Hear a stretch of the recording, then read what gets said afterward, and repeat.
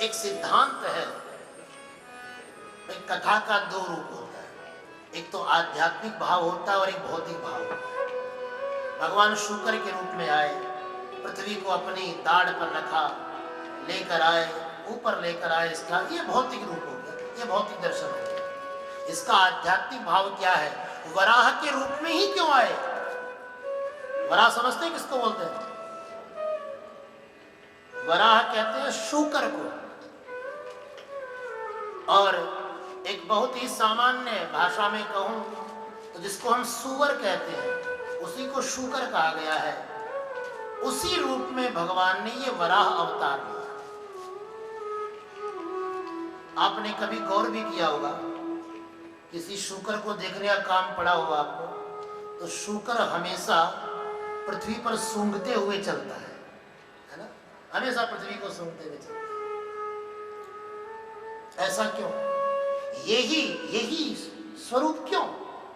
Logically बात कर, हालांकि भावना के सामने जहां बात मैजिक की हो रही हो वहां लॉजिक की बात करना कोई औचित्य नहीं है, लेकिन फिर आजकल की जनरेशन थोड़ा सा अपनी बुद्धि पर बात को जब तक सेट ना हो उसको बात बनती नहीं है उसकी।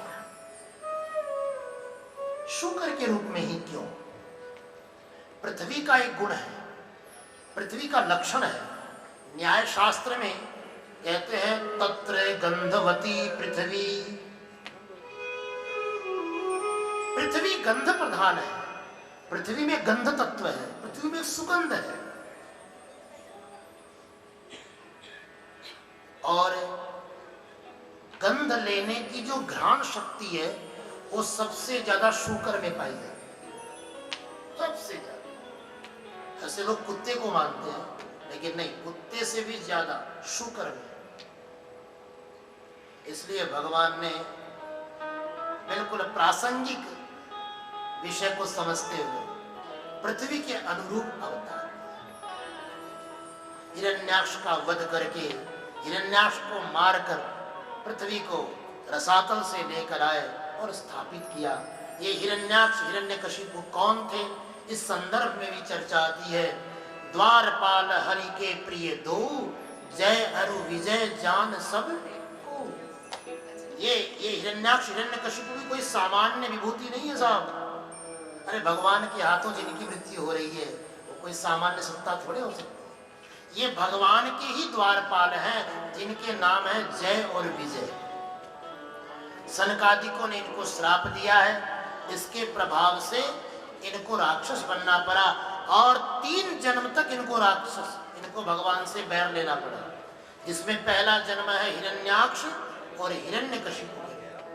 हिरण्याक्ष का वध हुआ भगवान वराह के द्वारा, जिसकी चर्चा हुई, और फिर सृष्टि के प्रसंग की बात होती है। सृष्टि का संतरण होता है।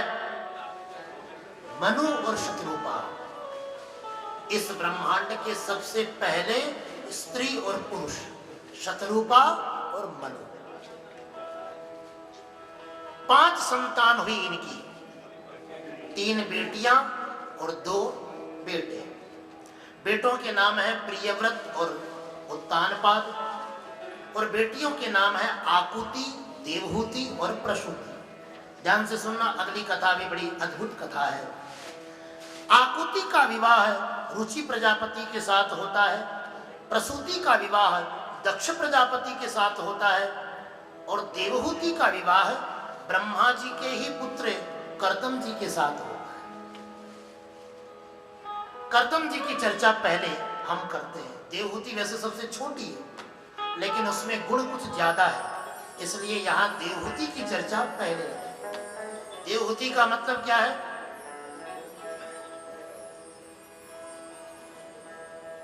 देवम आहुति इति देवहूति। जो देवता को बुलावे, जो देवता का आवाहन करे, वो देवहूति। देवम आहुति।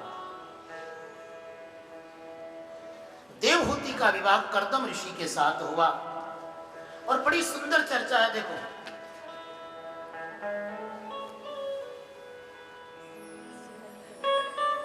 देवहूति जी के गर्भ से ही भगवान का एक अवतार हुआ, जिसको हम कपिल नारायण के रूप में जानते हैं। ये चर्चा तो थोड़ी विस्तार में है, लेकिन मैं उतना विस्तार नहीं ले पाऊंगा। एक बड़े मर्म की बात आपको बता रहा हूं, जो इस प्रसंग में हम लोग प्रायः चूक जाते हैं इस बात से। ध्यान से सुनना, बड़ी मर्म की बात। जब करदम जी के विवाह के प्रस्ताव की बात हुई, स्वयंभू मनु अपनी बेटी देवहूति को और अपनी पत्नी को साथ में लेकर करदम जी के आश्रम पर गए। बड़ा रोचक प्रसंग है, आप ध्यान से सुनना, बड़े काम की चीज है। और खास करके कुंवारी कन्याओं के लिए तो बड़ा अच्छा एक भाव है।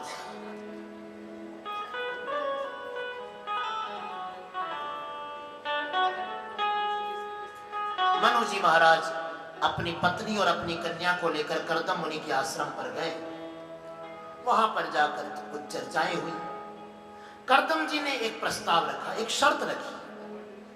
अतो भजिष्ये समये न साध्वीं यावत् तेजो विप्रियादात्मनोमि अतो धर्मान् पारमहंस मुख्यान् शुक्ल प्रोक्तान् बहुमन्ये विहिस्रान्। थोड़ा इस दृश्य को देखने का प्रयास करिएगा। करदम जी अपनी कुटिया में अपने आसन पर बैठे हैं, सामने मनु जी बैठे हैं, उनकी पत्नी बैठी है, उनकी बेटी बैठी है, तीनों अपने अपने आसन पर बैठे हैं। इसके पहले एक बात और मैं आपको बता दूं, करदम जी को स्वयं भगवान ने ही आकर ये प्रस्ताव दिया था कि तुम विवाह करो। यद्यपि करदम जी ने स्पष्ट मना कर दिया कि देखो प्रभु, ये विवाह के चक्कर में हमको पड़ता, मैं तो शुद्ध आपका भजन करना चाहता हूँ, मुझे सिर्फ आपकी ही आराधना में आनंद मिलता है, मुझे और कुछ किसी संबंध में कोई राग नहीं है, कोई अनुराग नहीं है, मुझे सिर्फ आप अपनी सेवा में रखो। तो भगवान ने करदम जी को एक लालच दिया। कहते करदम, सत्य तो ये है कि मैं एक अवतार लेना चाहता हूं, मैं एक बार जन्म लेना चाहता हूं। वैसे तो आप लोग ये जानते होंगे, आप लोग कहते होंगे कि भगवान जन्म नहीं लेते हैं, भगवान तो प्रकट होते हैं, भाई प्रकट कृपाला, ऐसा कहते हैं। लेकिन नहीं, भागवत जी के भी अनुसार और वेदों में भी ये कहा है कि भगवान जन्म भी लेते हैं। जैसे एक सामान्य बालक गर्भ में प्रवेश करता है, ऐसे परमात्मा भी गर्भ में प्रवेश करता है। यजुर्वेद का मंत्र है, ध्यान से सुनना, प्रजापतिश्चरति गर्भे अंतर्जायमान। वो परमात्मा गर्भ में भी विचरण कर, इसीलिए तो 10वें स्कंद में जब आप भगवान के जन्म की कथा सुनोगे, कृष्णावतार की कथा जब आप सुनोगे, कल ही तो कृष्ण जन्म है, तो आप कल ध्यान देना, देवताओं ने भगवान की गर्भस्तुति की है। जब भगवान माता देवकी के गर्भ में बैठे थे, उस समय देवताओं ने आकर भगवान की गर्भस्तुति की। इसलिए ऐसा मत सोचो कि भगवान गर्भ में जाते, भगवान वो भगवान है, इसीलिए तो गर्भ में भी चले जाते हैं। उनके लिए कोई प्रतिबंध नहीं है, कर्तुम अकर्तुम अन्यथा कर्तुम समर्थ परमेश्वर है। एक व्यक्ति ने कहा, कैसा तेरा कैसा भगवान है, माखन चुराता है, वस्त्र चुराता है। मैंने कहा भगवान है तभी तो चुराता है, और किसी भगवान की हिम्मत ही नहीं है। वो तो अपने अपने अभिमान में बैठा है कि ये सब काम हमारे थोड़े हैं, ये काम हम थोड़े करेंगे, हम किसी के माखन थोड़े चुराएंगे। लेकिन हमारा परमात्मा इतना सरल है, अपने भक्त के इतना अधीन है कि भक्त के लिए वो चोरियां भी कर लेता है। यही तो उसकी भगवदीयता है, यही तो उसकी भगवत्ता है। इसीलिए हमारे यहाँ एक वाक्य है, कर्तुम अकर्तुम अन्यथा कर्तुम। वो कुछ भी कर सकता है। इसलिए परमात्मा गर्भ में भी जाता है, और यहाँ भागवत में लिखा है कार्तमम वीर्यमापन्न है। स्पष्ट लिखा है, अगर किसी को प्रमाण चाहिए तो देख सकते हैं। कर्दम जी के माध्यम से जब कर्दम जी ने गर्भाधान किया तो स्वयं भगवान ने माता देवहूति के गर्भ में प्रवेश किया। तो भगवान कह रहे हैं यहां कर्दम से कि देख, अब तक मैंने अवतार तो लिए हैं लेकिन कभी जन्म लेने का प्रसंग नहीं। एक बार मैं जन्म लेना चाहता और बिना मां के गर्भ के जन्म हो नहीं सकता, तो हमको एक मां चाहिए। तो कर्दम जी कहते हैं कि मां चाहिए तो हम थोड़े मां बन जाए आपकी। बोले नहीं, मां तो हमने देख ली, लेकिन हम तुमको अपना पिता बनाना चाहते। अब तू देख ले, अगर तुझे मेरे पिता बनने का सुख पाना है तो विवाह कर ले। तो कर्दम जी विवाह के लिए तैयार कि चलो कोई बात, बताओ किससे विवाह करना है, किससे विवाह करना है ये भी तुम बता दो। देखो, तुम्हारे आश्रम पर मनु जी आएंगे अपनी बेटी देवहूति को लेकर, और उसमें किसी प्रकार का भी नुक्ताचीनी नहीं होनी चाहिए, किसी प्रकार का नानुकुर नहीं होना चाहिए। आजकल तो साहब संबंध कराना बड़ी मुश्किल बात हो गई। ऐसी ऐसी पसंद, ऐसे ऐसी बातें सुनकर दिमाग खराब। एक पिता अपनी बेटी को लेकर किसी बड़े सुंदर भले घर में गया, जाकर उसने दिखाया लड़का दिखने में बड़ा सुंदर था, परिवार भी अच्छा था, घर वाले भी बड़े अच्छे थे। वापस लौटते समय जब गाड़ी में बैठा पिता अपनी बेटी से पूछता है, बेटी तुझे घर कैसा लगा? हाँ, बोले पापा अच्छा लगा। तुझे लड़का कैसा लगा? बोले लड़का बाकी सब तो ठीक है लेकिन एक कमी है। बोले वो क्या? बोले ये लड़का बालों में तेल लगाता है।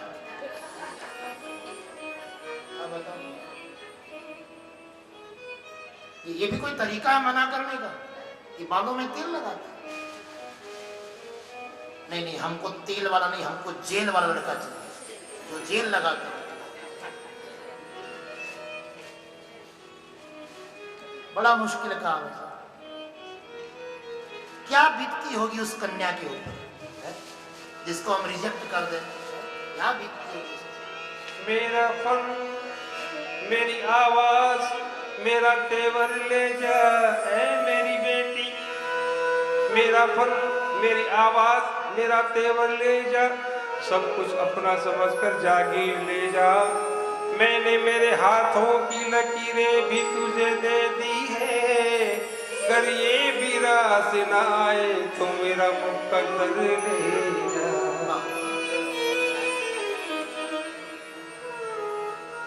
भगवान ने कहा तेरे यहाँ मनु जी आएंगे अपनी बेटी को लेकर, मना मत करना, स्वीकार कर। बड़े खुश हुए कर्दम जी और आए। जब मनु जी अपनी बेटी को लेकर बात हुई, महाराज ये मेरी कन्या है, मैं इसके साथ आपका विवाह करना चाहता हूँ। कर्दम जी ने कहा बाकी सब तो ठीक है, मुझे कोई आपत्ति नहीं है, लेकिन पहले मेरा संकल्प सुन लो। संकल्प क्या है कर्दम जी का?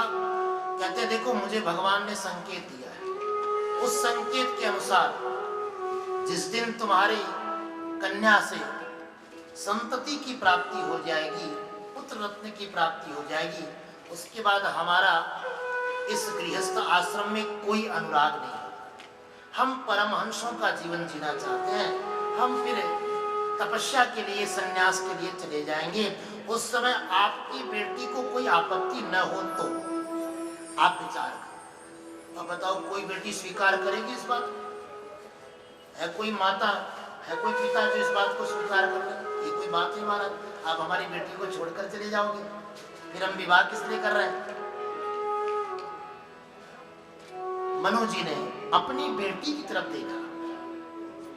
बोल बेटी, तेरे मन में क्या है?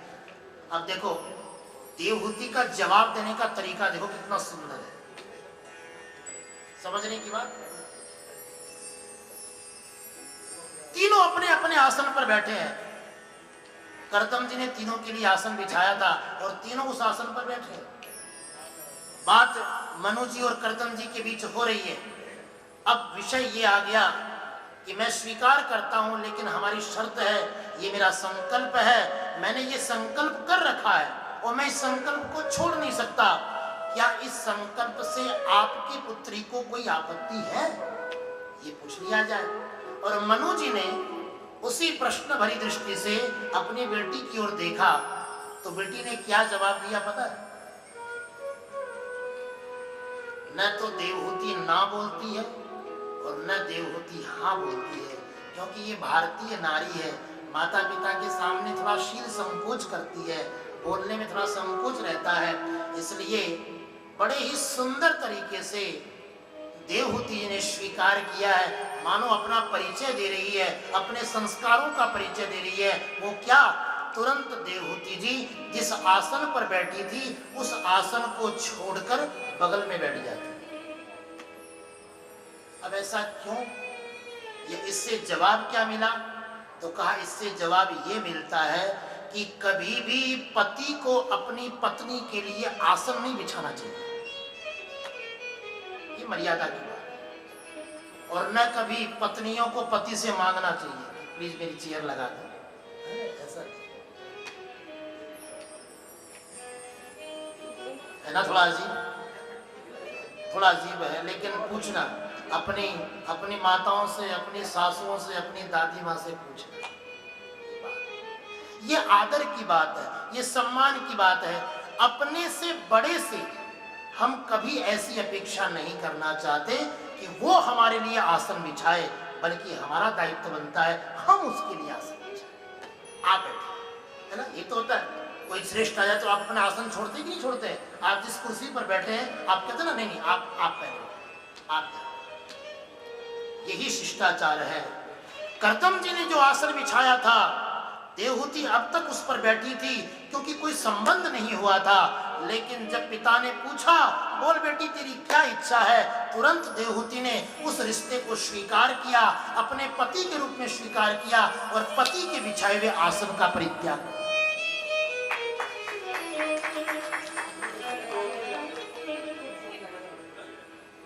एक बात और बताओ, अगर पति बिछा भी दे चलो कोई बात नहीं, ये कहते चलो मैं नहीं मानता ये भागवत को, मैं तो बिछाऊंगा तेरे लिए। अगर बिछा दे तो एक बार तुम उठा के वापस बिछा देना, तुम्हारा भी काम हो जाए उसका। ये मर्यादा की बात है। इसीलिए हम कहते हैं व्यवहार सीखना है जिसको, व्यापार सीखना है जिसको। चाहे व्यवहार सीखना हो तो कथा सुनो, चाहे व्यापार सीखना हो तो भी कथा सुनो। हर तरह से ये कथा तुम्हारे लिए सहयोगी है। बड़ा विलक्षण चरित्र है। ऐसे सुंदर संस्कारों वाली माता को पाकर परमात्मा भी बड़ा प्रसन्न होता है और उस परमात्मा ने उन माता देवहूति के गर्भ से जन्म लिया श्री कपिल नारायण के रूप में। बोलिए कपिल नारायण भगवान की जय हो। इससे पूर्व 9 कन्याएं हुई, देवहूति के गर्भ से 9 कन्याएं हुई और एक पुत्र का जन्म हुआ। 9 कन्याओं का विवाह 9 ऋषियों के साथ होता है और कपिल देव के जन्म के बाद कर्दम जी ने संन्यास धर्म का आश्रय लिया। अपने आराध्य परमात्मा को प्रणाम करके गृहस्थ धर्म का परित्याग किया और चले गए। इधर माता देवहूति ने उन्हीं कपिल नारायण भगवान से दिव्य सांख्य योग का ज्ञान प्राप्त किया और अपने पुत्र के द्वारा अपनी सद्गति करा ली। यूं तो माँ बेटे के लिए गुरु होती है, लेकिन मैंने कहा ना ज्ञान और प्रज्ञा दोनों की अपने आप में एक विशेषता है। और स्वयं कपिल भगवान ने अपनी माता को दिव्य सांख्य योग का उपदेश करके उनकी सद्गति करी। आज भी अहमदाबाद के पास सिद्धपद एक स्थान है, ये देवहूति जी का आश्रम है। वहां पर कहते हैं उसी स्थान पर देवहूति जी ने निवास किया। उसको कुछ लोग आजकल मातृ गया भी कहते हैं। गया जो हमारे पितरों के लिए तीर्थ माना गया है, पितृ गया तो है बिहार में, जो बिहार में गया जी है वो पितृ गया है, और जो अहमदाबाद के पास है वो मातृ गया है, उसको मातृ गया बोलते हैं। इस प्रकार माता देवहूति की चर्चा हुई। चतुर्थ स्कंद में 31 अध्याय हैं। इन 31 अध्यायों में मनु जी के अन्य संतानों का वर्णन है। देवहूति की चर्चा आप सुन ही चुके हैं।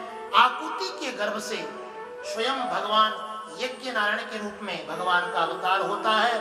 और प्रसूति, जिसका विवाह दक्ष प्रजापति के साथ हुआ, उस दक्ष प्रजापति की 16 कन्याओं का विवाह धर्म के साथ होता है। और इसी धर्म की एक पत्नी है जिसका नाम है मूर्ति देवी। इन्हीं मूर्ति देवी के गर्भ से भगवान का एक दिव्य अवतार हुआ, जिसे हम नर नारायण के रूप में जानते हैं। श्री बद्रिकाश्रम तीर्थ में आज भी 2 पर्वतों के रूप में इन दिव्य विभूतियों का दर्शन होता है, जहां पर रहकर इन्होंने बड़ी कठोर तपस्या की। और आपको एक बड़ी आश्चर्यजनक बात बताऊं, जो देवी भागवत में हम सुनते हैं, एक अप्सरा का नाम आपने सुना होगा प्राय, जो सबसे सुंदर अप्सरा है, उसको ब्रह्मांड सुंदरी कहा जाता है। उसका नाम है उर्वशी। सुना होगा ना सबने, किसी ने किसी तरीके से नाम सुना होगा।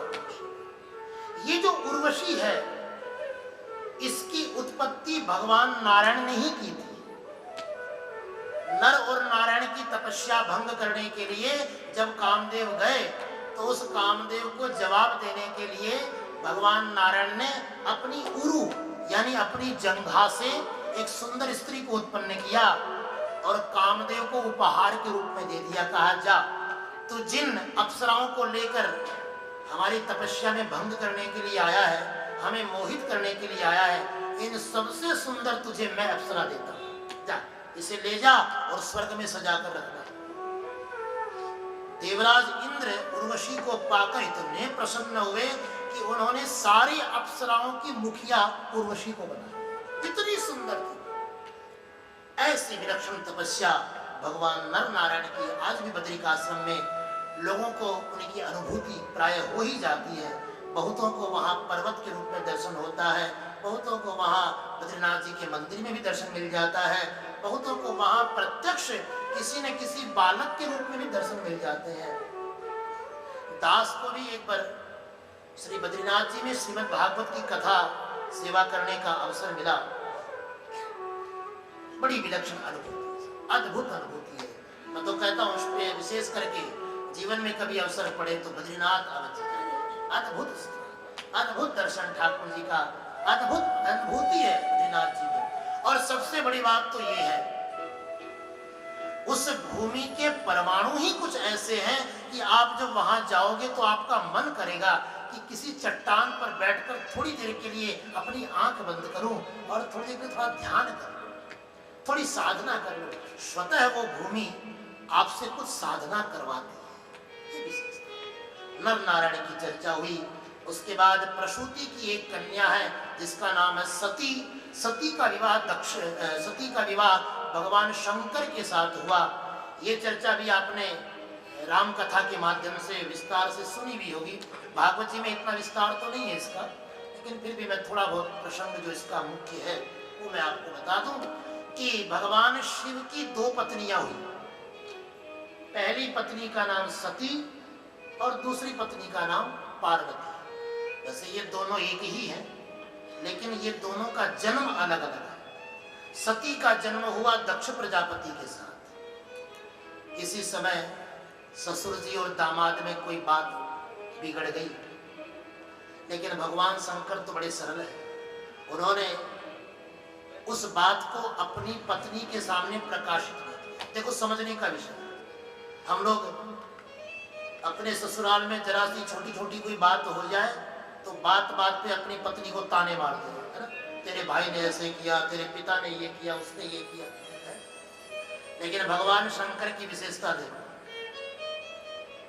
दक्ष प्रजापति के साथ विवाद हुआ, लेकिन भगवान शंकर ने अपनी पत्नी से, सती से कोई चर्चा नहीं। लेकिन एक बार दक्ष प्रजापति ने अपने अपमान का बदला लेने के लिए प्रतिफल में एक यज्ञ का आयोजन किया और उस यज्ञ के आयोजन में दक्ष प्रजापति ने भगवान शंकर को निमंत्रण ही नहीं दिया। चलो भाई, दामाद को न दे कोई बात नहीं, लेकिन अपनी पुत्री को भी नहीं दिया, यानी सती को भी नहीं बुलाया।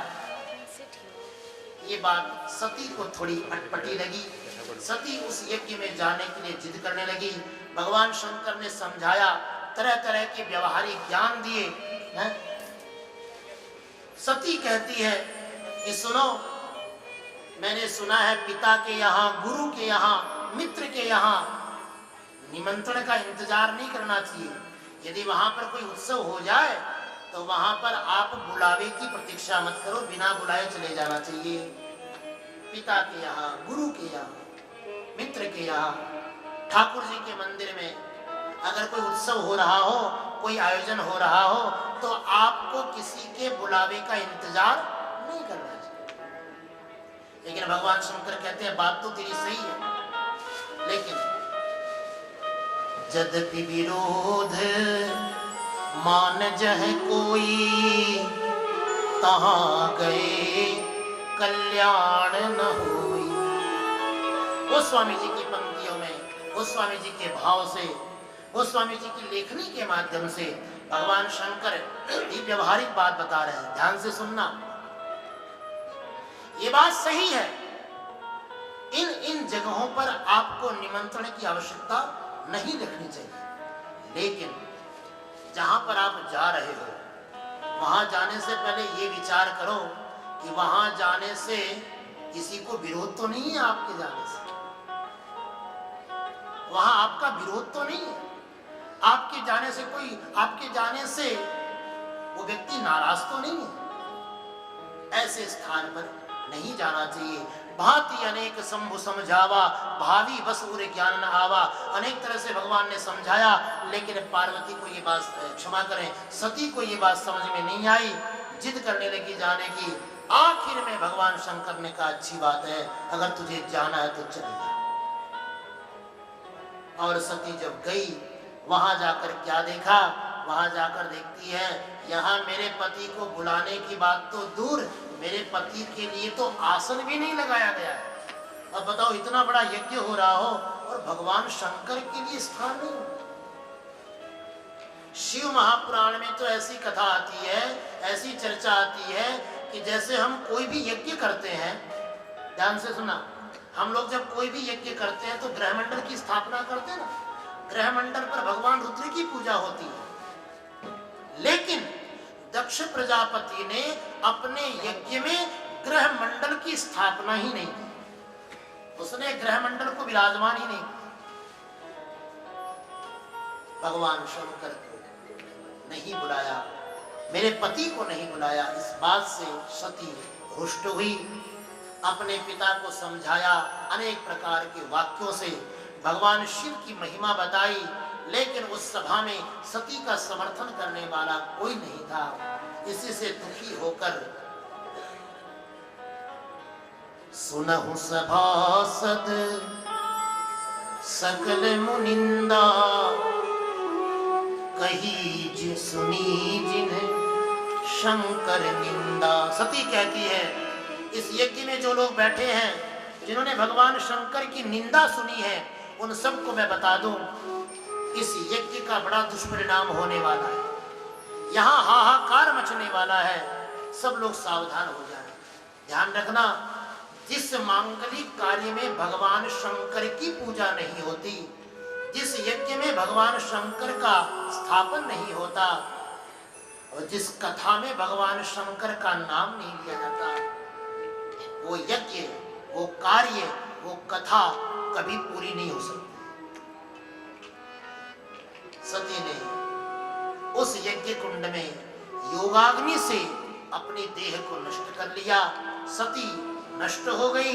सती के मरने पर भगवान शंकर के पार्षदों ने वहां खूब कोलाहल किया, खूब हाहाकार हुआ। अंत में भगवान का एक विशेष पार्षद, जिसको वीरभद्र कहा जाता है, उस वीरभद्र ने आकर ऐसा तांडव मचाया, उसने दक्ष की गर्दन काटकर यज्ञ कुंड में स्वाहा कर दिया। ऐसा बीभत्स दृश्य हुआ उस यज्ञ का, ऐसा बीभत्स अंत हुआ उसका। सारे देवता डर गए। उसके बाद तो लोग यज्ञ करने से डरने लगे। न जाने कब क्या भूल हो जाए, क्या गलती हो जाए, इसलिए बड़ी सावधानी रखनी चाहिए। नास्ति यज्ञ समो मित्र है, नास्ति यज्ञ समो रिपुः। यज्ञ के समान कोई मित्र नहीं है तो यज्ञ के समान कोई शत्रु भी नहीं। इसलिए सावधान, यज्ञ में किसी प्रकार की भी असावधानी नहीं रखनी चाहिए। भगवान शंकर को बुलाया गया। करुणा के वशीभूत होकर कर्पूर गौरम करुणावतारम, करुणा के अवतार है भगवान शंकर। करुणा के अवतार करुणा मूर्ति भगवान शंकर ने उस यज्ञशाला में प्रवेश करके दक्ष प्रजापति को पुनर्जीवित किया। चूंकि गर्दन तो नष्ट हो चुकी थी, जल चुकी थी, इसलिए दक्ष के धड़ पर एक बकरे का सिर लगाया। अमृत संजीवनी दृष्टि के माध्यम से उसमें प्राणों का संचार किया और दक्ष प्रजापति जीवित हो उठा। लेकिन अब दक्ष के सिर बकरे का सिर बन चुका है। अर्थात जिस वाणी से भगवान शंकर की निंदा की जाए, वो वाणी भले ही कितनी सुंदर हो, उसे बकरे की ही उपमा दी जाती। बकरे का सिर लगाया, फिर भी भगवान शंकर ने क्षमा दान किया, दक्ष प्रजापति पर कृपा की, उस यज्ञ की पूर्णाहुति करवाई, उस यज्ञ को संपन्न कराया। आदि आदि चर्चा। सती मरत हरिसन बरु मांगा, जन्म जन्म शिव पद अनुरागा। गोस्वामी जी कहते हैं मरते समय सती ने ये वरदान मांगा, क्या कि हर जन्म में भगवान शंकर की पत्नी बनूं, तेही कारण में हिमगिरि गृह जाई। इसी कारण से वह अगले जन्म में हिमगिरि यानी हिमाचल के यहाँ जाई, पुत्री बनकर आई। किस रूप में? पार्वती, पार्वती के रूप में उसने पुनः तन पाया, पार्वती के रूप में उसने पुनः शरीर पाया। तेही कारण हिमगिरि गृह जाई, हिमगिरि के गृह में जाकर, हिमालय के यहाँ जाकर पार्वती के रूप में पुनः जन्म लेती है सती, और फिर एक बार भगवान शंकर से पार्वती का विवाह होता है। पर्वत की पुत्री हुई इसलिए पार्वती कहलाती है। पर्वतात् अपत्या इति पार्वती, पर्वत से जिसका जन्म हुआ है, हिमालय पर्वत है ना, तो पर्वत से इसका जन्म हुआ इसलिए पार्वती कहलाती है। पुनः एक बार पार्वती के साथ भगवान शंकर का विवाह। इस विवाह की चर्चा भागवत जी में नहीं है, इसलिए मैं इस बारे में कोई विस्तार नहीं करूंगा। इसके बाद मनु जी के दोनों पुत्रों की चर्चा हुई है, उत्तानपाद और प्रियव्रत। बड़े हैं प्रियव्रत और छोटे हैं उत्तानपाद, लेकिन पहले चर्चा होती है उत्तानपाद। उत्तानपाद की कथा में प्रवेश करें उससे पहले भगवान शंकर को एक अंतरा से प्रणाम कर ले, फिर आगे बढ़ें। कैलाश की निवासी नमो बार बार हूँ, नमो बार बार हूँ। आयो शरण तिहारी भोले तार तार तू, आयो शरण तिहारी शंभु तार तार तू। नमः पार्वती पते हर हर हर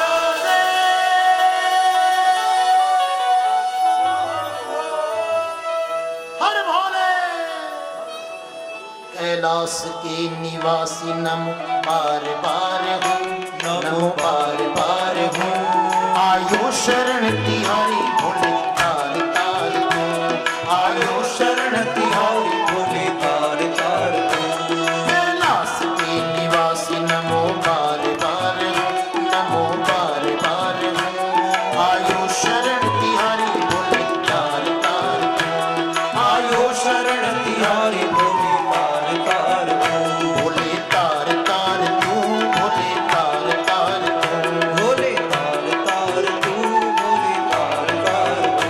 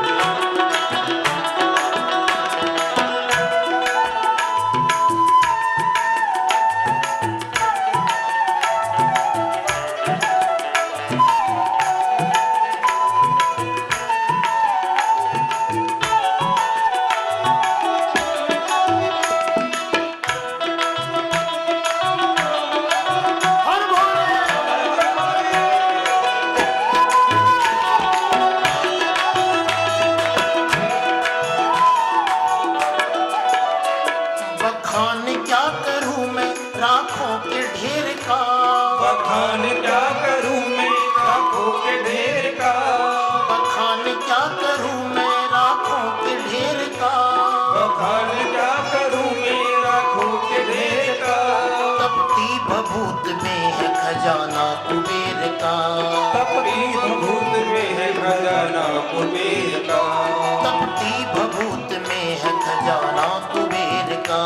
तपती भभूत में है खजाना कुबेर का। बोलिए महाकाल भगवान की जय हो। महाकाल, आपने दर्शन किया होगा, रोज भगवान महाकाल की भस्म आरती होती है ना। इस भस्म आरती में जो भस्म के कण हैं वो क्या है? उन कणों में, उन एक एक कणों में कुबेर के खजाने की आभा प्रभा विद्यमान है। तपती भभूत में है खजाना कुबेर का, तपती भभूत में है खजाना कुबेर का, तपती भभूत में है खजाना कुबेर का, तपती भभूत में है खजाना कुबेर का। गंग द्वार जय हो, जय हो, मुक्ति द्वार जय जय हो, जय हो। गंग द्वार मुक्ति द्वार, ओमकार तुम भोले, ओमकार तुम आयो शरण तिहारी भोले तार तार तुम, आयो शरण तिहारी भोले तार तार को। कैलाश के निवासी नमो बार बार हो, नमो बार बार हो, आयो शरण तिहारी भोले तार तार तुम, आयो शरण तिहारी भोले तार तार को।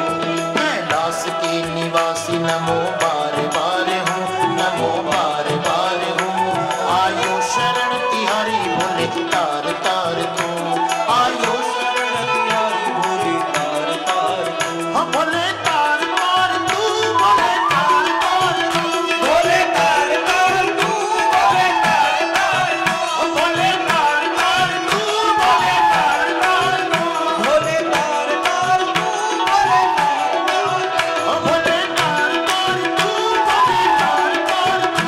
भोले तार तार तू, वंदे देव उमापतिं सुरगुरुं, तार तार वंदे जगत्कारणं, वंदे पद्मविभूषणं मृगधरं, वंदे पशूनां पतिं, वंदे सूर्यशशाङ्कवह्निनयनं, वंदे मुकुन्दप्रियं, वंदे भक्तजनाश्रयं वरदं, वंदे शिवं शङ्करम्।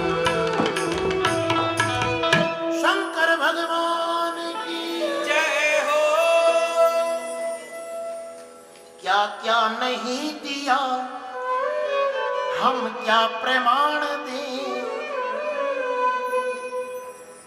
बस गए हैं त्रिलोक में हम तेरी दया से,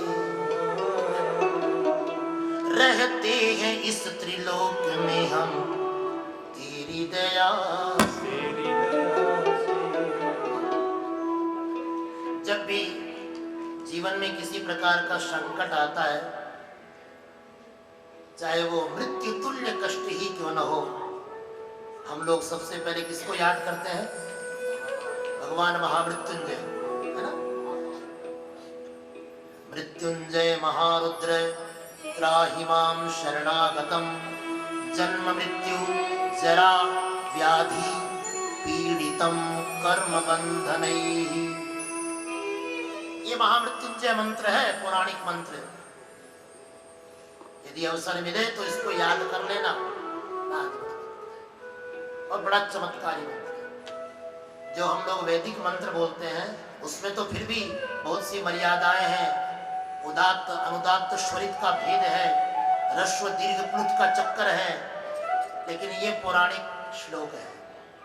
इसका आप भाव से पाठ करिए, कैसा भी कष्ट हो, मैं दावा करता हूं, मेरी व्यासपीठ दावा करती है इस बात को, कैसा भी आपको मृत्यु तुल्य कष्ट क्यों न हो, मृत्युंजय महारुद्र त्राहि मां शरणागतम्, जन्म मृत्यु जरा व्याधि पीड़ितम कर्म बंधन।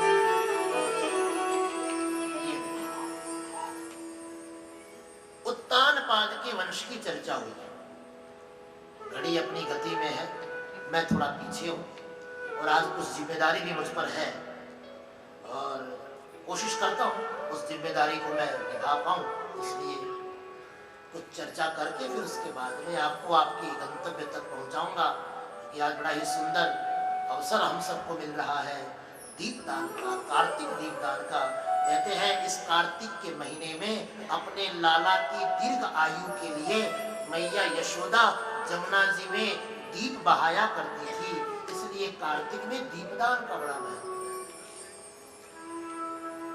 और एक आपको और विलक्षण बात बताऊं जो हमारे धर्मशास्त्रों में कहते हैं, समूचे कार्तिक महीने में, अब तो खैर प्राय बीत चुका है, लेकिन अगले कार्तिक में याद रखना, तुम्हें एक बड़ा ही सुंदर प्रसंग बताता हूँ। यद्यपि कथा का विषय दूसरा है, लेकिन मैं इसमें जाना तो नहीं चाहता था, लेकिन बात आ गई इसलिए अब कहे बिना रह भी नहीं सकता। कार्तिक के महीने में आकाश दीप की बड़ी महत्वता है। आकाश में दीप जलाना, आकाश में दीप जलाने का मतलब ऐसा दीप हो जिसका मुख आकाश की ओर, उसे आकाश दीप कहते हैं। भविष्य पुराण में भी इसका वर्णन आता है और पद्म पुराण में तो बड़ा विलक्षण है। भगवान विष्णु की प्रसन्नता के लिए, अपने पूर्वजों के उद्धार करने के लिए एक दीपक आप नियमित रूप से, यदि हो सके, मैं आपको दोनों तरीके बता सकता हूं, अगर आपसे संभव हो तो नियमित रूप से प्रतिदिन एक दीपक अपने घर की छत पर जाकर जलाना। किसी को छत सुलभ न हो तो किसी खुले मैदान में जलाना और वहां पर यह प्रार्थना करना कि मैं अपने पूर्वजों के निमित्त ये दीप भगवान विष्णु को अर्पण करता हूं। इसे आकाश दीप कहते हैं। अथवा तो अगर ऐसी व्यवस्था संभव न हो तो कम से कम अपनी छत पर एक बल्ब इस तरह से लगाना जिसका एंगल ऊपर की ओर, ऐसे नीचे वाला नहीं, ये ऊपर की ओर, और अपने घर के सबसे ऊंचाई पर जो हिस्सा है उस पर वो दीपक लगाना, उस पर वो बल्ब लगाना। दीपक बल्ब का मतलब एक प्रकाश पुंज, प्रकाश का, उसको आकाश दीप कहते हैं। ये कार्तिक के महीने में अवश्य करना और ये 1 महीने तक करना चाहिए। तो कोई दीपक जला सकता हो तो वो जाकर दीपक जलाए, और जिसको दीपक जलाने की व्यवस्था रोजाना न बन पाती हो वो कम से कम एक प्रकाश पुंज, एक बल्ब ही अपने छत पर अवश्य। आप देखना ये बड़ा विलक्षण है। कार्तिक का महीना तो मैं प्रयास कर रहा हूँ आपको वहां तक ले जाऊं, और ठीक है कथा कुछ आगे पीछे हो जाए तो कोई दिक्कत नहीं है, लेकिन प्रसंग बना रहे। उत्तानपाद की चर्चा हुई। महाराज उत्तानपाद, मनु जी के 2 पुत्र प्रियव्रत और उत्तानपाद। प्रियव्रत की चर्चा 5वें स्कंद में आएगी, उत्तानपाद की चर्चा 4थे स्कंद में है। यद्यपि उत्तानपाद छोटे हैं, प्रियव्रत बड़े हैं, लेकिन पहले उत्तानपाद की चर्चा इसलिए हुई क्योंकि प्रियव्रत विवाह नहीं करना चाहते थे, इसलिए उनका विवाह विलंब से हुआ। उत्तानपाद का विवाह पहले हो गया। उत्तानपाद की 2 पत्नियां थी, एक का नाम सुनीति और दूसरी का नाम सुरुचि। सुरुचि के एक पुत्र है जिसका नाम है उत्तम, और सुनीति के भी एक पुत्र है जिसका नाम है ध्रुव। ध्रुव जी का नाम आप सब ने किसी न किसी रूप में सुन रखा होगा। ये वही बालक है जिसने मात्र 5 वर्ष की अवस्था में और 5 वर्ष की कठोर साधना से साक्षात भगवान का दर्शन पाया।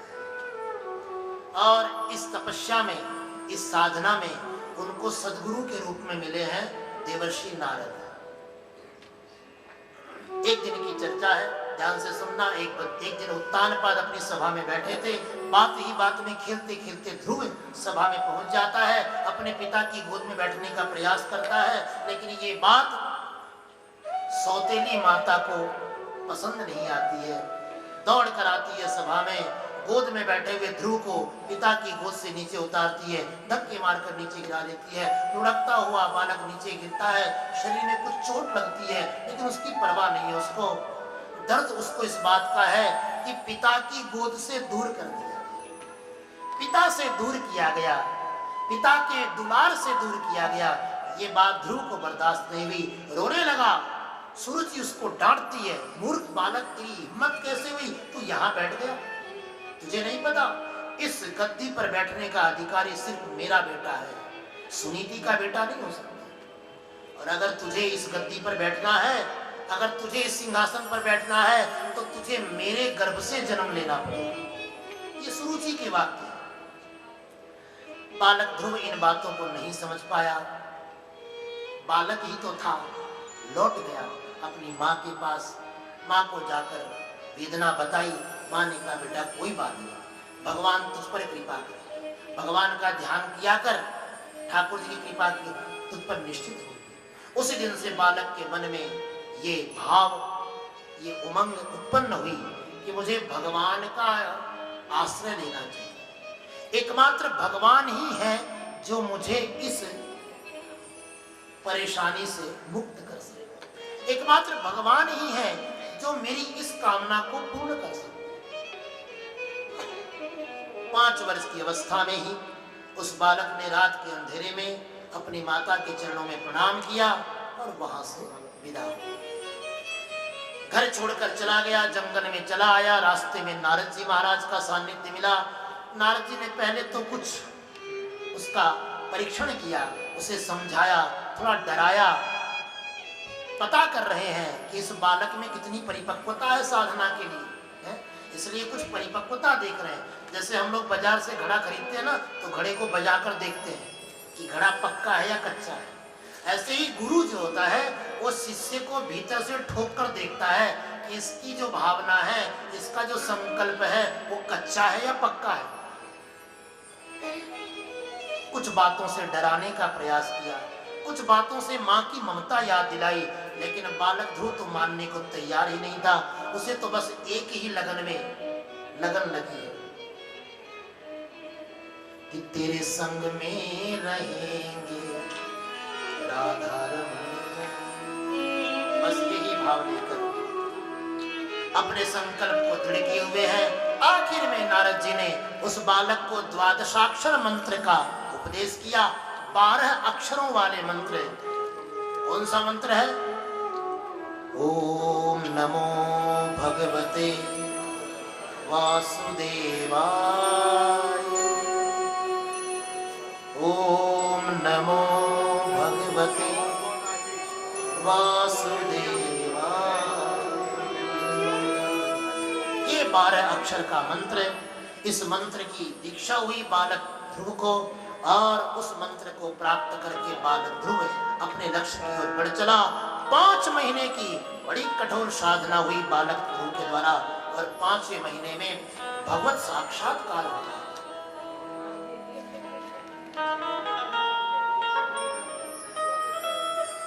योऽन्तः प्रविश्य मम वाचमिमां प्रसुप्तां संजीवयत्यखिल शक्तिधर स्वधाम्ना, अन्याश्च हस्तचरण श्रवणत्वगादीन् प्राणान् नमो भगवते पुरुषाय तुभ्यम्। 5 महीने तक बड़ी कठोर साधना के प्रतिफल में आखिर भगवान का साक्षात्कार होता है, और भगवान ने अपने दिव्य शंख के द्वारा उस बालक ध्रुव को ब्रह्म विद्या का दान किया, और उसी ब्रह्म विद्या को प्राप्त करके बालक ध्रुव ने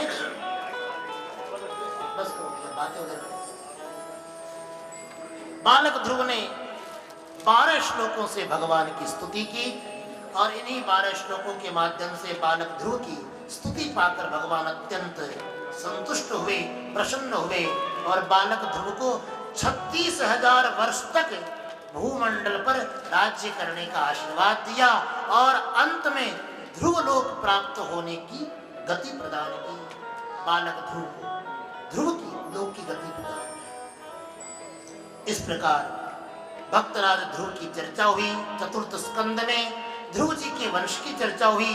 ध्रुव जी के ही वंश में भगवान का एक अवतार हुआ, पृथु के रूप में अवतार, पृथु भगवान कहते हैं।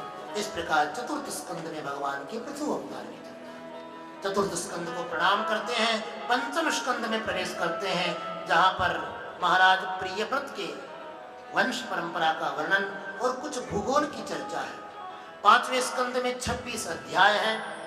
इन 26 अध्यायों की चर्चा मैं कल ही करूं तो ज्यादा अच्छा है, क्योंकि आगे का जो क्रम है वो भी अस्त व्यस्त ना हो, इसके लिए हमको इस बात को समझना है।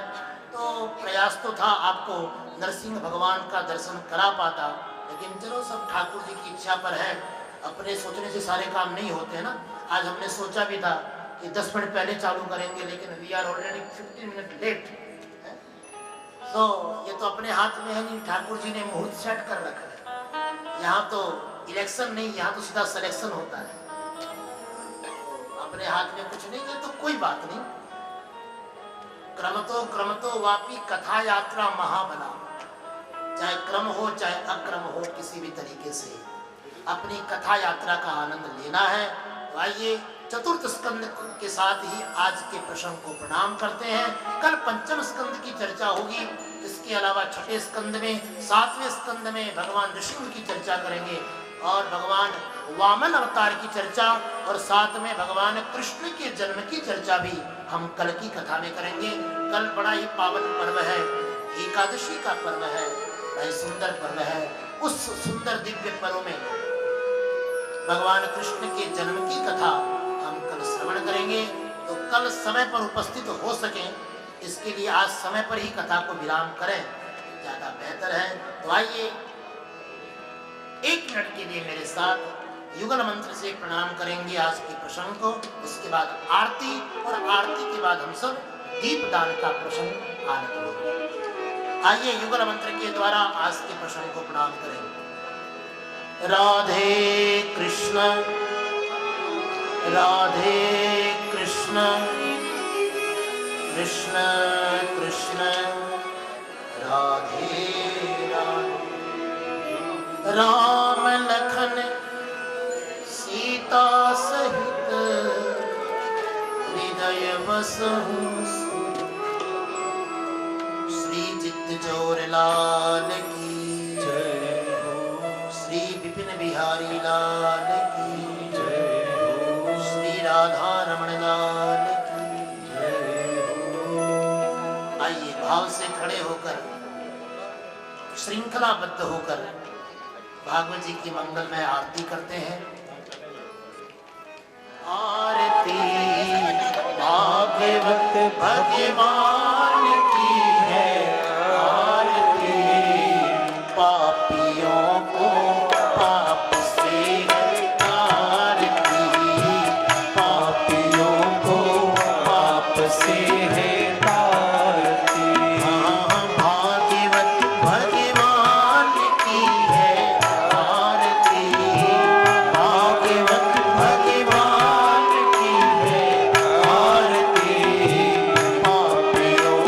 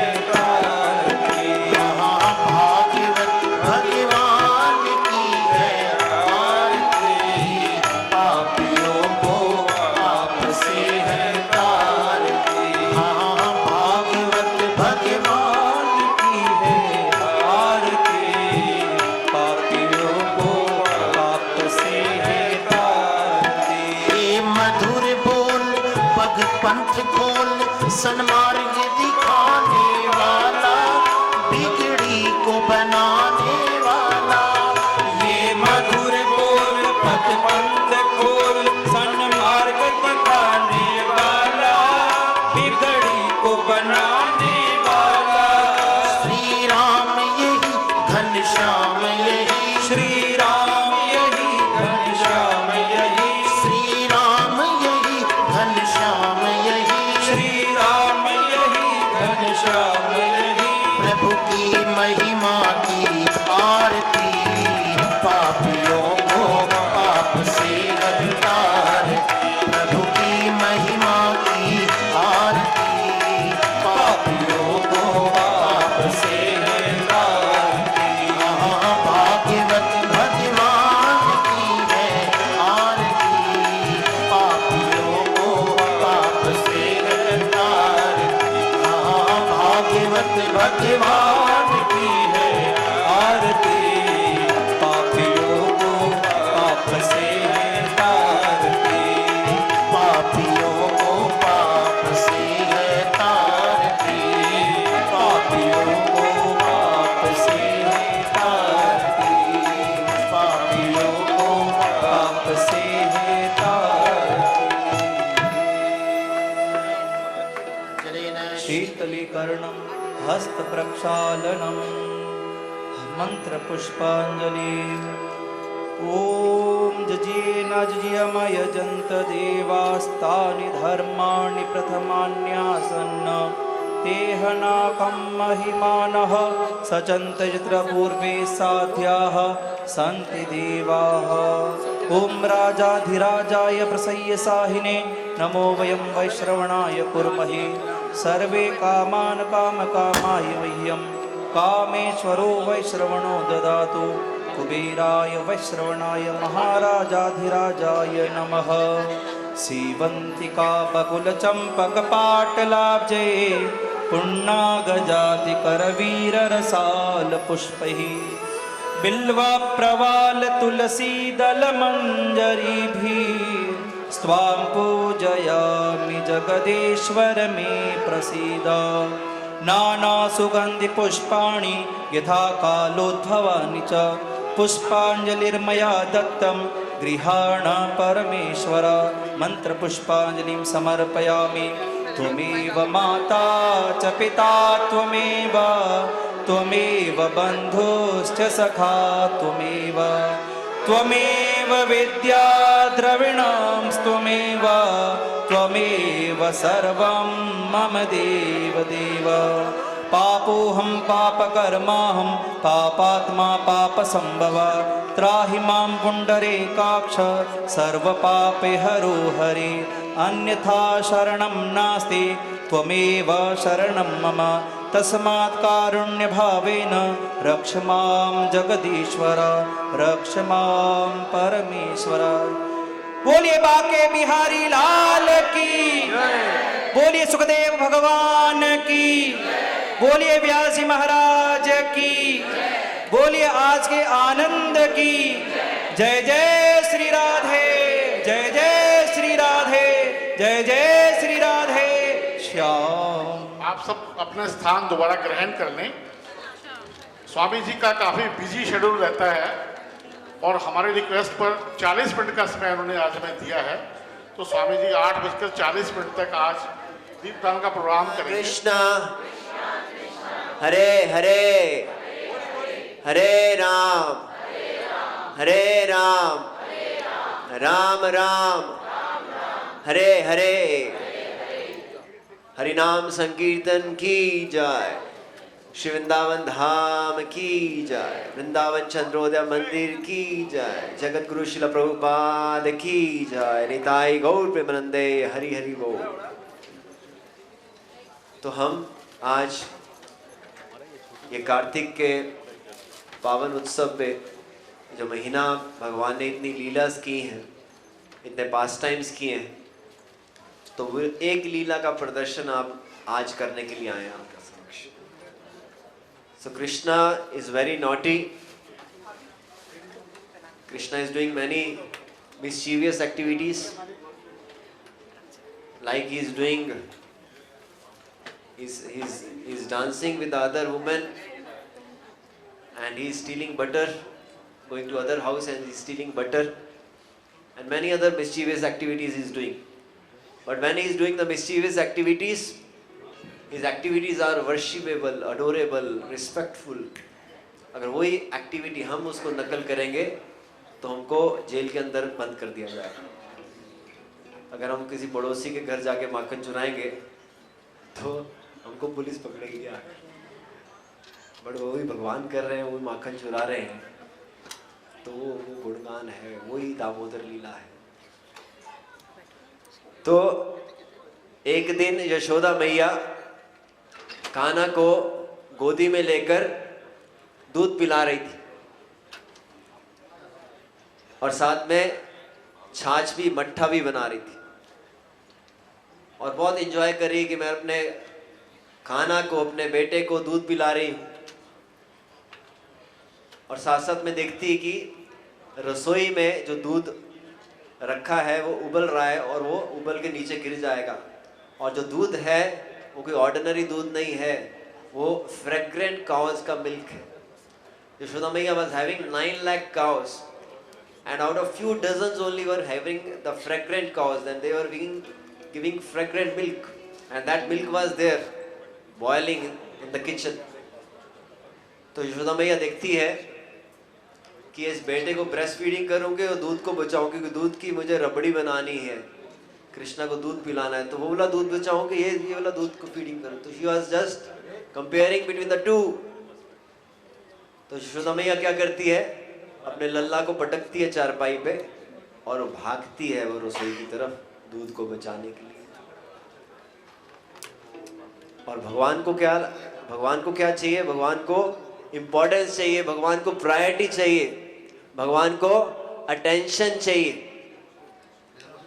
तो भगवान को जब इनअटेंटिव बिहेवियर मिलता है तो भगवान को गुस्सा आ जाता है और भगवान क्या करते हैं, एक पत्थर लेके वो जो मट्ठे का पूरा पॉट है उसको तोड़ते हैं और उसमें से माखन चाटना शुरू कर देते हैं, पूरा गंदा कर देते हैं और गंदा करके वो भाग लेते हैं वहां से। और यशोदा मैया जब वापस आती हैं, देखती हैं कि पूरा गंदा किया है, ये मेरे छलिया ने, मेरे कान्हा ने ही खराब किया है, आज उसको मैं पक्का सबक सिखा के रहूंगी। तो वो छड़ी लेती है और भागती है उसके पीछे, इतना भागती है कि इतनी वो हैवी है यशोदा मैया कि पूरे उसके बाल, सारा उसका पूरा उसके केश और उसके फ्लावर सारे बिखर जाते हैं और अल्टीमेटली वो कन्हैया को पीछे से जाकर पकड़ लेती है और पकड़ के क्या करती है, बांधने की कोशिश करती है रस्सी से। तो रस्सी से बांधने की कोशिश करती है तो रस्सी लेके आती है, रस्सी 2 उंगली छोटी पड़ जाती है, फिर दूसरी रस्सी लाती है, फिर 2 उंगली रस्सी छोटी पड़ जाती है, फिर दूसरी, ऐसे करते करते पूरी रस्सी को खत्म कर देती है। 2 उंगली छोटी पड़ रही है। ये 2 उंगली क्या है आपको पता है? What is this 2 fingers? ये पहली फिंगर जो है ये हमारा एंडेवर है लिविंग एंटिटी का, हमारा एंडेवर ठाकुर जी को प्राप्त करने का, ये हमारी पहली चेष्टा है। तुम भगवान को प्राप्त करने के लिए क्या कोशिश कर रहे हो? और जो दूसरी फिंगर है वो भगवान की कृपा है, भगवान की ब्लेसिंग्स है। तो इसको बोलते हैं God help those who help themselves. अगर तुम प्रयास करोगे, भगवान तो बहुत ईगर हैं तुमको वैकुंठ में, गोलोक में बुलाने के लिए। He is more eager than you. If you think of 24 hours Krishna is eager. Krishna is thinking 26 hours. He is more eager, more greedy to take you back. But you are stuck up here in this worldly life. तो वो परम सत्य को कैसे बांध सकती हैं? थक गई, लाल हो गई, तो भगवान उसके प्यार से, उसकी भक्ति से, उसकी रस्सी से, प्यार की रस्सी से बंध जाते हैं। तो रस्सी को दाम बोलते हैं और पेट को उदर बोलते हैं, इसलिए भगवान का नाम दामोदर पड़ जाता है। और कार्तिक के महीने को दामोदर का महीना भी बोला जाता है। तो आज हम पहले कीर्तन करेंगे, क्योंकि कलियुग का विधि भी यही है। कलियुग का ये अल्टीमेट रेमेडी है, अल्टीमेट सॉल्यूशन है।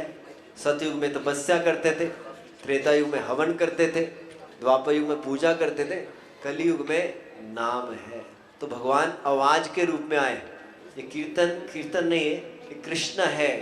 कृष्ण इस आवाज के रूप में आ गए।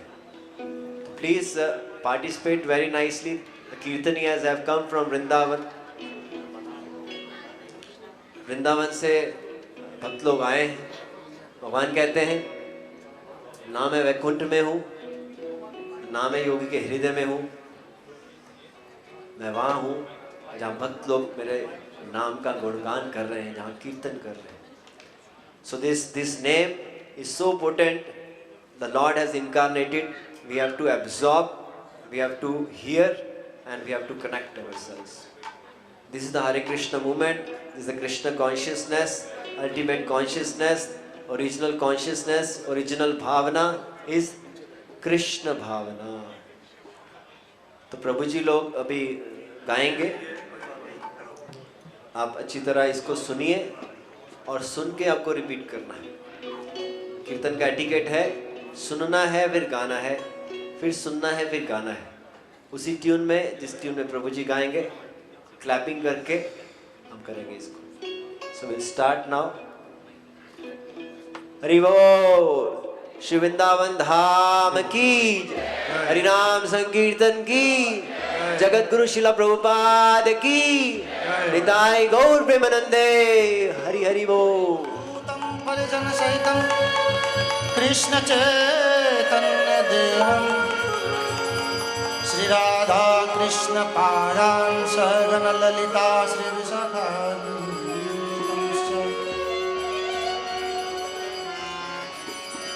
नमो विष्णुपादाय कृष्ण प्रेष्ठाय भूतले श्रीमते भक्ति वेदांत स्वामी नामिने। नमस्ते सरस्वती देवे गौरवाणी प्रचारिणे निर्विशेष शून्यवादी पाश्चात्य देशतारिणे। जय श्री कृष्ण चैतन्य प्रभु नित्यानंद श्री अद्वैत गदाधर श्रीवासादि गौर भक्त वृंद। हरे कृष्णा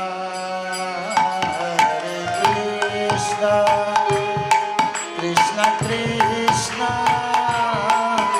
हरे हरे हरे राम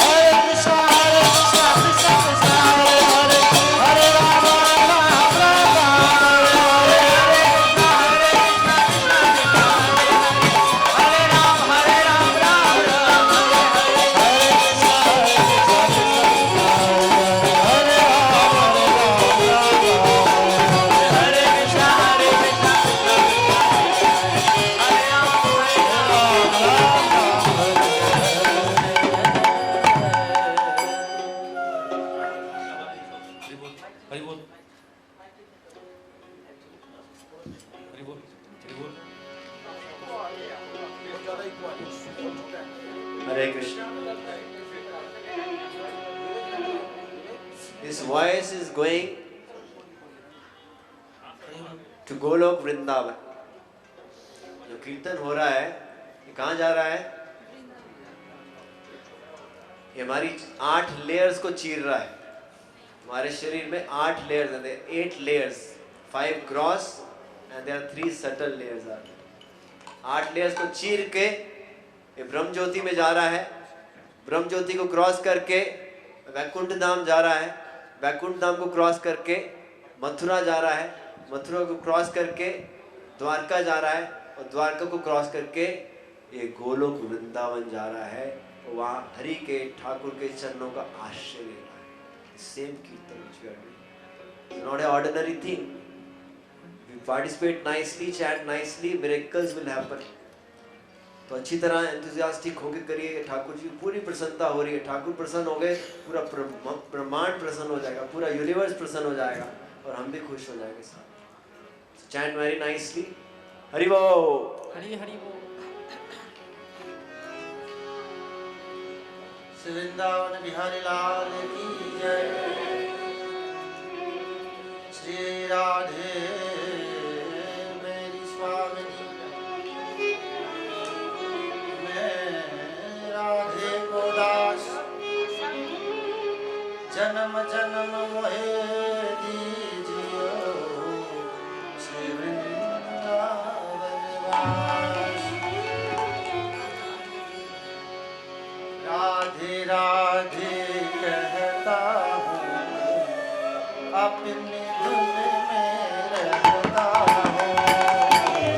राधे राधे कहता अपनी धुन में रहता अपनी धुन में रहता हूँ. राधे राधे कहता हूँ अपनी धुन में रहता.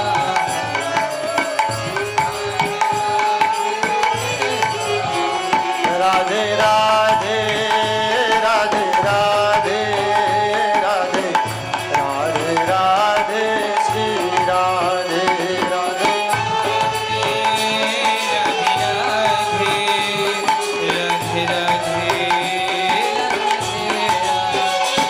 राधे राधे राधे राधे राधे राधे राधे श्री राधे राधे. सब लोग आइए प्रेम से.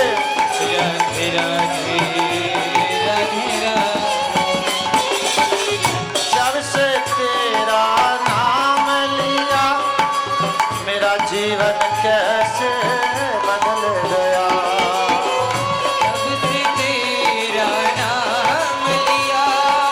मेरा जीवन कैसे बदल गया.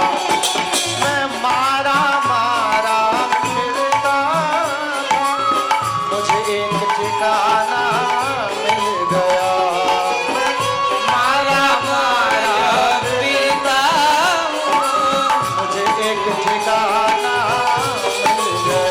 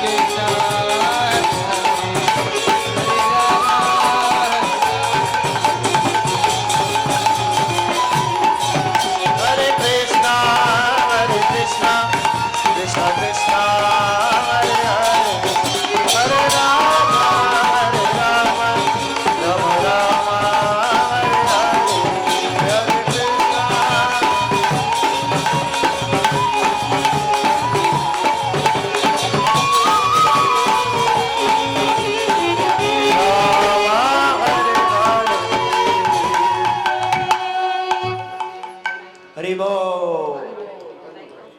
तो अभी हम ये स्पेशल आरती जो कार्तिक मास में की जाती है, इसको दामोदर अष्टकम बोलते हैं। ये सत्यव्रता मुनि ने 8 स्टैंजाज लिखे हैं दामोदर भगवान को गुणगान करने के लिए। तो ये आरती स्क्रीन में डिस्प्ले होगी, तो आप स्क्रीन में देख देख के इसको आरती को गाइए, और आरती भी होगी। और आरती के बाद आपको सबको ये दीप मिलेंगे, तो आप खुद भी आके ये दीपदान करेंगे। और दीपदान के बाद हम सारे लोग डांस करेंगे संगीत। हरि बोल।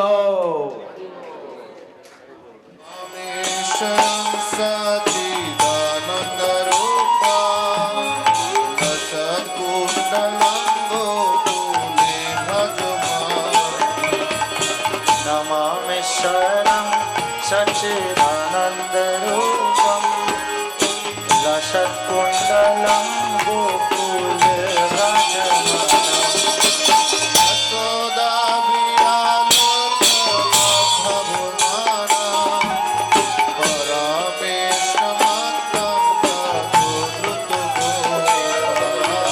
यशोदाभिरालोकलाघवमानं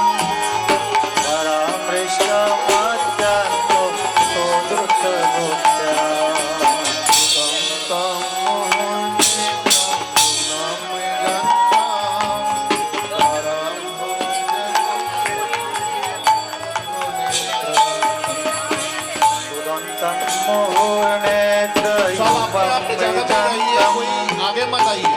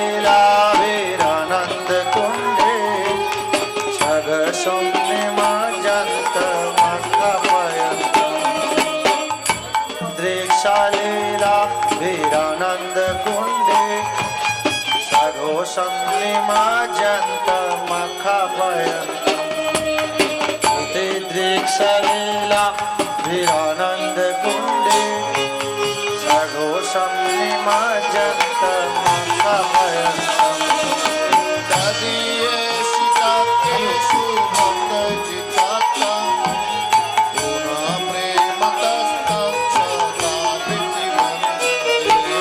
तदीये शिताकेषु भक्तजितात्तं पुनः प्रेमतस्तं सदा प्रीतिमन्त्रे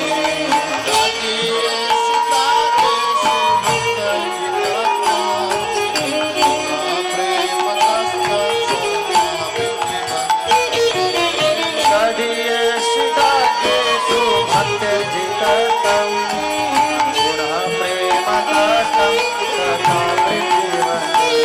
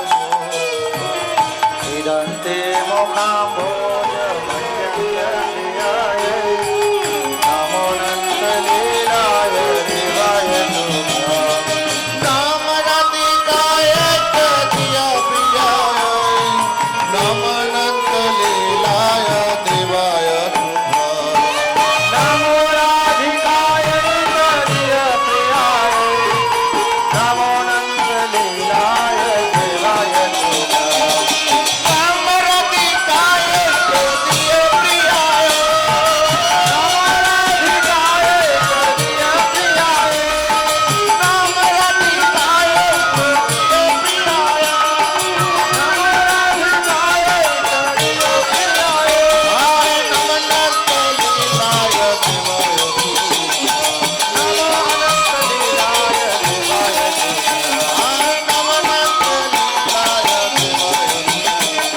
हाय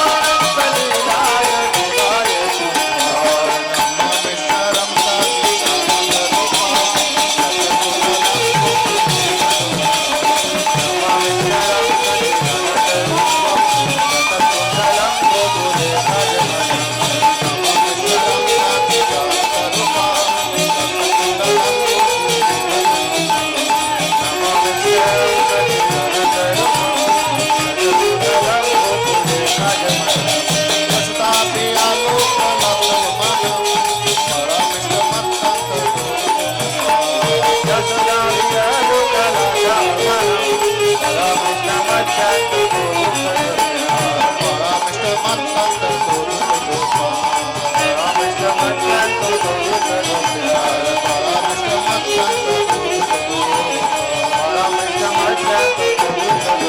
जय राधा दामोदर राधा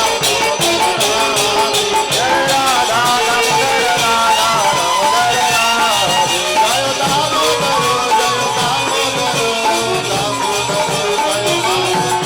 दामोदर जय दामोदर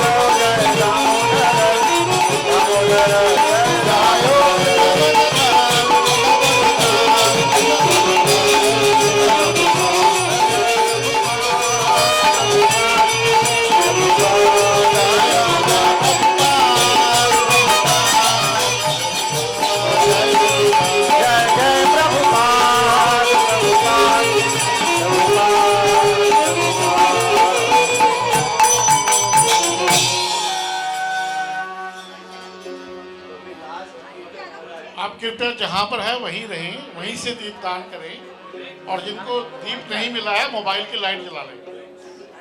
और जहाँ पर हैं वहीं से खड़े होकर ही डांस करते रहे। ये अभी डांसिंग कीर्तन होगा, लास्ट 5-10 मिनट्स डांसिंग कीर्तन। हरि बोल। हरे कृष्णा कृष्णा कृष्णा हरे हरे हरे रामा राम रामा हरे हरे हरे कृष्णा कृष्णा कृष्णा हरे हरे हरे रामा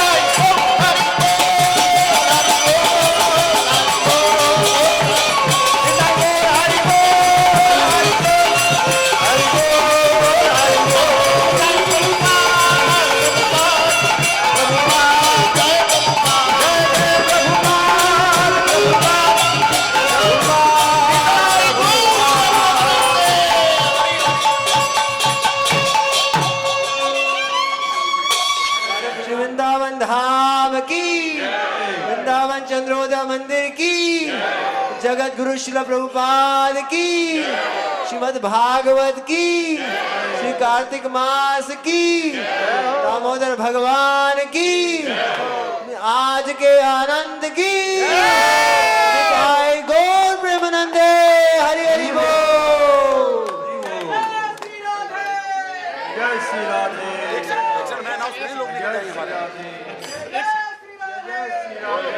आप सबसे रिक्वेस्ट है प्रसाद लेकर जाएं। प्रसाद बाहर भी प्रसाद है और भगवान जी का भी प्रसाद है। जो बाहर का प्रसाद है वो भोजन प्रसाद है। जैसा मैं कल भी कहा था कि भोजन प्रसाद में प्रभु के सारे तत्व आ चुके हैं। वो प्रसाद अमृत तुल्य है। कृपया अमृत तुल्य प्रसाद लेकर अपना जीवन धन्य करें और जाने से पहले कुछ न कुछ ग्रहण करें और जाते वक्त जो है प्रभु का प्रसाद चरणों से लेकर जाएं। Thank you.